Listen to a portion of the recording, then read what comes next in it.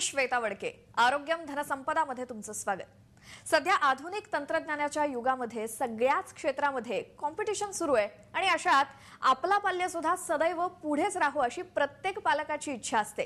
पण त्यासाठी आपल्या पाल्याची बुद्धिमत्ता सुद्धा तेवढीच तल्लख असणं आवश्यक आहे. आणि त्यासाठी आपण काय काय उपाय करू शकतो याबद्दलच आज आपण चर्चा करणार आहोत सुपर सेन्सरी डेव्हलपमेंट या विषयावरती.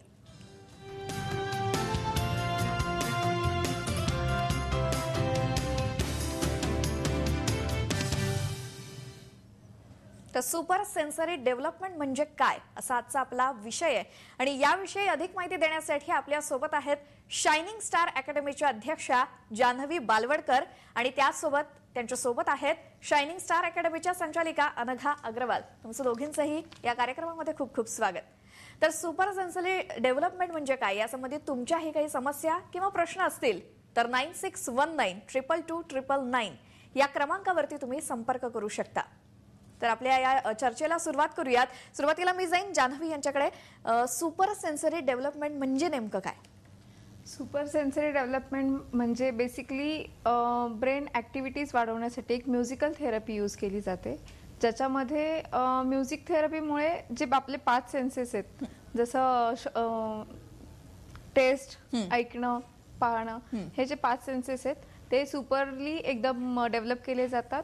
आणि जसं ते डेव्हलप झालेले आहेत हे कळण्यासाठी डोळ्याला एक पट्टी बांधली जाते, ज्याला ब्लाइंड फोल्ड म्हणतो आपण. ते ब्लाइंड फोल्ड लावल्यानंतर ही मुलं चांगल्या प्रकारे लिहू शकतात, वाचू शकतात. म्हणजे त्यांचं ब्रेन त्या प्रमाणापर्यंत डेव्हलप झालेलं असतं. बरोबर. आणि त्याचाच अर्थ त्यांचं इंटेलिजन्स पॉवर ही तितकी वाढलेली असते. आता मिड ब्रेन आणि SSD याच्यामध्ये काय फरक आहे? ऍक्च्युली मिड ब्रेन हा एक पार्ट आहे मेंदूचा, म्हणजे लेफ्ट ब्रेन आणि राईट ब्रेन. मेंदूचा जर आकार बघितला तर जनरली 2 पार्ट होतात. तर लेफ्ट ब्रेन आणि राईट ब्रेन याला जोडणारा जो दुवा आहे त्याला मिड ब्रेन म्हणतात. डोळ्यांनी बघणं, ऐकणं आणि टेस्ट घेणं ह्या 3 गोष्टी फक्त मिड ब्रेन हे म्हणजे कोऑर्डिनेट करतं शरीराबरोबर. पण बाकीचे जे सेन्सेस आहेत जसं टच आणि अजून एक सेन्स, म्हणजे सगळे एकंदरीत 5ही सेन्स आपण पूर्ण मेंदूद्वारे कंट्रोल करतो. तर ते 5ही सेन्सेस कंट्रोल करणं आणि डेव्हलप करणं हे पूर्ण SSDचं मोटो आहे. बरं, मी अनघाजी यांच्याकडे जाईन. तर हा जो कोर्स आहे पर्टिक्युलर कोण कोण करू शकतं? जसं की 5 ते 15 वर्षातली जी मुलं आहेत ते हे कोर्स करू शकतात. Y specifically 5 to 15? कारण का आपण जेव्हा वी ॲज पेरेंट्स आपण थोडेसे काय स्वतःवरती आपण कवच घालून घेतो की मी सो अँड सो, मला हे जमेल नाही जमेल, हे खरंच करता येतं का, मग हे जादू आहे का, असं सगळ्या मुलांमध्ये क्वेश्चन्स असतात. तर मग हे जादू नसून आपल्या ब्रेन आपल्याला स्टिम्युलेट गेल्यामुळे आपला मेंदू जे काम करतो त्याच्यासाठी it is essential. But 5 to 15 years हा वयोगट आहे. बरोबर. जान्हवीजी, आपण जर पाहिलं तर समजा एखाद्या मुलानं हा कोर्स केला तर त्याचे फायदे त्याला काय होऊ शकतात? जसं मी मगाशी सांगितलं की त्याने इंटेलिजन्स वाढवता येऊ शकतो, त्याचप्रमाणे मुलांचे IQ लेवल वाढली जाते, त्यांची ग्रास्पिंग पॉवर वाढते, त्यानंतर त्यांचे स्किल्स असतील ते डेव्हलप होतात. त्यांचे ज्या बाकीच्या गोष्टी आहेत, जसं काहींना ड्रॉइंग्स चांगले येतात, काहींना चेस चांगल्या प्रकारे खेळता येतं किंवा काहींना गन शूटिंगमध्ये आवड आहे, तसं गोल अचीव्ह करणं वगैरे, या सगळ्या गोष्टींमध्ये स्पेसिफिक एकाग्रता वाढवण्यासाठी एकाग्रता वाढवणे, तेच ग्रास्पिंग पॉवर, एकाग्रता वाढवणे किंवा त्यांची हायपर ऍक्टिव्हिटी आहे ती कमी करणे. बेसिकली हॉर्मोनल बॅलन्सिंगमुळे ह्या सगळ्या ऍक्टिव्हिटीज आपण करू शकतो. बरोबर. अनघाजी, जर आपण पाहिलं तर हा जो कोर्स आहे तो कुठे कुठे करता, म्हणजे कुठे कुठे अवेलेबल आहे तो? जसे की महाराष्ट्रामध्ये आपल्याकडे परभणी, अमरावती, औरंगाबाद, बुलढाणा, पाचोर या काही ठिकाणी अवेलेबल आहे. पुण्यामध्ये पण बऱ्याच ठिकाणी अवेलेबल आहे. मुंबईमध्ये पण घाटकोपर, विलेपार्ले या ठिकाणी अवेलेबल. म्हणजे हा जो कोर्स आहे बेसिकली कसं आहे की हे आमचे सेंटर्स आहेत ज्याच्या थ्रू आम्ही सगळ्या लोकांपर्यंत पोहोचू शकतो. हा कोर्स जो आहे 3 महिन्याच्या कालावधीचा आहे. ओके, आता सपोज आम्ही बेसिकली 2 फुल डेज असतात आणि त्याच्यानंतर 12 फॉलोअप्स मुलांमध्ये घेतले जातात. फुल डेज म्हणजे आम्ही 7 ते 8 तास मुलांबरोबर राहतो आणि फॉलोअपमध्ये 2 ते 2.5 तास मुलांबरोबर असतो. 2 दिवसात जनरली हा रिझल्ट आम्हाला मुलांमध्ये दिसतो. पण सपोज 2 दिवसच आम्ही करून गेलो तर त्याच्यानंतर फॉलोअप झाला नाही तर ते ज्यांनी ह्याच्यात जे मिळवलेले ते गमवू शकतात. म्हणून इट्स कंटिन्युअस कोर्स आणि त्याच्यासाठी सेंटर्सची आवश्यकता आहे, कारण का आम्ही थोडी लोक हे सगळीकडे महाराष्ट्रभर पसरू शकणार नाही. आणि कोण हे ट्रेनिंग देऊ शकतं? कसं की बेसिकली ह्याच्यासाठी काही स्पेसिफिक ट्रेनिंगची किंवा तुम्हाला BEd किंवा BA शैक्षणिक ह्याच्यात काहीही रिस्ट्रिक्शन नाही आहे की तुम्ही तुमचं क्वालिफिकेशन हे असेल तरच तुम्ही हा कोर्स घेऊ शकता किंवा शिकवू शकता असं नाहीये.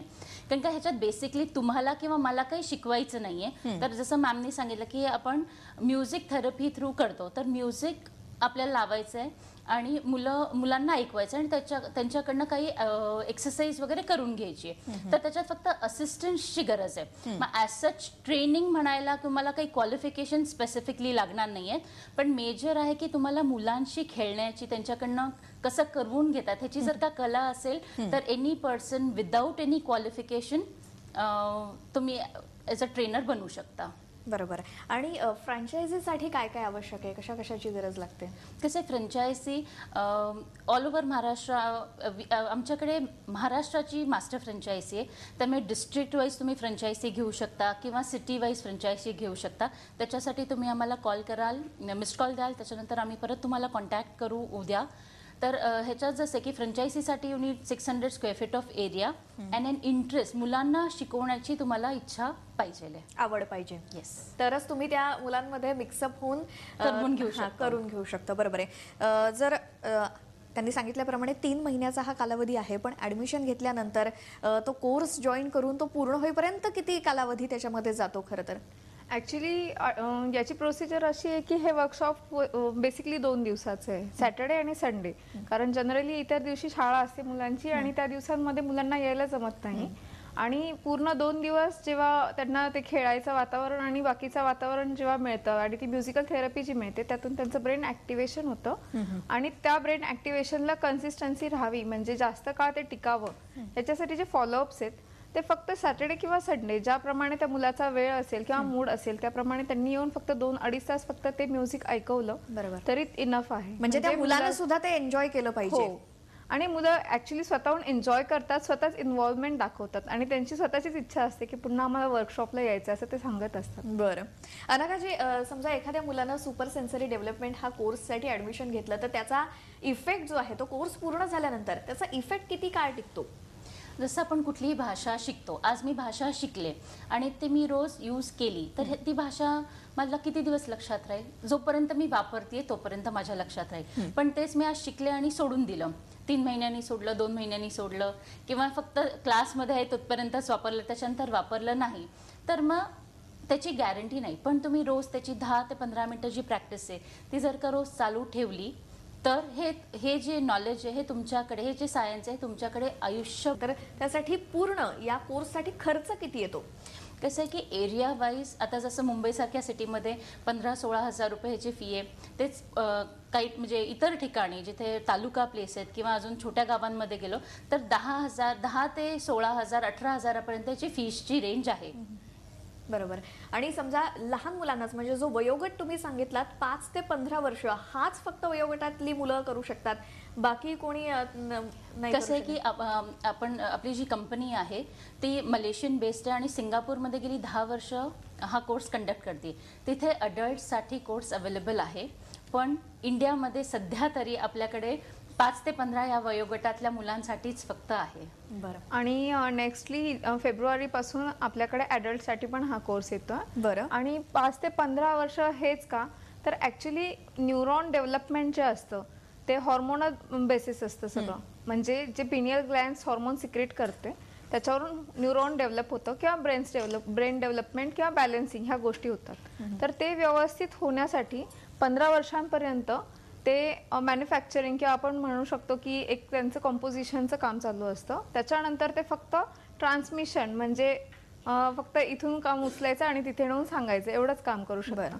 जर ती जी बेसिक डेव्हलपमेंट जी आहे ती बेसिक डेव्हलपमेंट ही 15 वर्षापर्यंतच होते. त्यानंतर न्यूरॉन्स हे तसे डिॲक्टिव्हेट होऊन जातात. म्हणजे 5 ते 15 या वयोगटामध्ये त्याचे इफेक्ट्स किंवा त्याचे परिणाम जास्त स्ट्रॉंगली दिसून येतील. आता तुम्ही म्हणालात जर सपोज एखादा विद्यार्थी 16, 17, 18 वर्षापर्यंतचा असतो, त्यांचंही ब्रेन ॲक्टिव्हेट होतं, पण जे आपण म्हणतो ब्लाइंड फोल्ड लावून बघता येणं किंवा लिहिता येणं, ह्या गोष्टी जरी त्याला रिझल्ट वाईज दिसल्या नाहीत तरी लॉजिक वाईज त्याचं लॉजिक किंवा ग्रास्पिंग पॉवर हे वाढलेली असते. हे आपण रिझल्ट्सद्वारे पण दाखवू शकतो. बरोबर. आताच तुम्ही म्हणालात की अडल्टसाठी सुद्धा हा कोर्स सुरू होणार आहे, तर त्यांचं काय वयोगट असेल? ॲडल्टसाठी 50 पर्यंत आहे. म्हणजे अगदी 18 वर्षापासून ते 50 वर्षापर्यंतचे प्रत्येक माणूस करू शकतो. बरं. आणि कोर्स ड्युरेशन सुद्धा तेवढाच असणार आहे? 3 महिने. आणि त्यासाठी येणारा खर्च? त्याच्यासाठीची फीज अजून त्यांनी डिस्प्ले केलेली नाहीये, त्यामुळे आता मला तरी सांगता नाही येणार. बरं. आणि समजा एखाद्या मुलाला किंवा ऑटिझम किंवा गतिमंद मुलगा असेल किंवा मुलगी असेल किंवा तोत्रेपणा असेल, तर त्याच्यावरती मात करण्यासाठी या कोर्सचा कितपत फायदा होईल? याचे आपल्याकडे भरपूर उदाहरणं झालेली आहेत की ज्या मुलांना काहीतरी डिफेक्ट आहे. जसं आपल्याकडे एक लिन्सी म्हणून मुलगी होती, जिला दिसण्याचा प्रॉब्लेम होता. तिची ऑप्टिक नर्व डॅमेज झालेली होती, दबलेली होती. तर तिला व्यवस्थित कलर्स आयडेंटिफाय करता येत नव्हते किंवा तिला दूरचं वाचता येत नव्हतं. ती जवळ घेऊन वाचायची. तीच आता फक्त स्मेल सेन्सद्वारे आरामात वाचू शकते आणि तिची अकॅडमिक डेव्हलपमेंट ही खूप चांगल्या प्रकारे झालेली आहे. अशा प्रकारे ऑटिझम वगैरे जर तुम्ही म्हणताल तर 40% ऑटिझम असलेल्या मुलांना या बाबतीत भरपूर फायदा होऊ शकतो. आपल्याकडे एक विद्यार्थी असाही आहे की ज्याचे ऑटिझम वगैरे हा प्रकार तर इतका प्रमाणात होता की त्याच्या पॅरेंट्सनी होप सोडून दिले होते की त्याला आता आपण स्पेशल स्कूलमध्ये टाकूयात म्हणून. पण आम्ही त्यांना एकदा प्रेफर केलं की तुम्ही एकदा ठेवून बघा, त्यांना जर फरक वाटला तर कंटिन्यू करता येईल. पण त्यांना इतका चेंज मिळाला की त्यांनी ते कंटिन्यू पण केलं प्रोग्राम आणि त्याचनुसार त्याची स्कूल सुद्धा कंटिन्यू केली. अच्छा. जान्हवीजी, तुमची जी ही संस्था आहे त्या संस्थेच्या मार्फत अनघाजी, तर या संस्थेच्या मार्फत काही शिबिरं वगैरे आयोजित केली जातात का? कसे बेसिकली शिबिर will not be of any use, कारण का शिबिर म्हटलं की कालावधी छोटा होतो. आणि जसं सांगितलं की हे भाषेसारखे तुम्ही वापरली तर ते कंटिन्युअसली तुमच्याबरोबर राहणार आहे, पण तुम्ही वापरलं नाही तर जाणार. तर when we are doing it शिबिरच्या मार्फत केलं तर 2 दिवस आणि मग फॉलोअप झाले नाही तर 2 दिवसात रिझल्ट मिळेल, पण तो आयुष्यभर मुलांबरोबर राहणार नाही. त्यासाठी इट इज नेसेसरी की फॉलोअप, म्हणजे कोर्सपेक्षा फॉलोअप हा जास्त महत्वाचा आहे.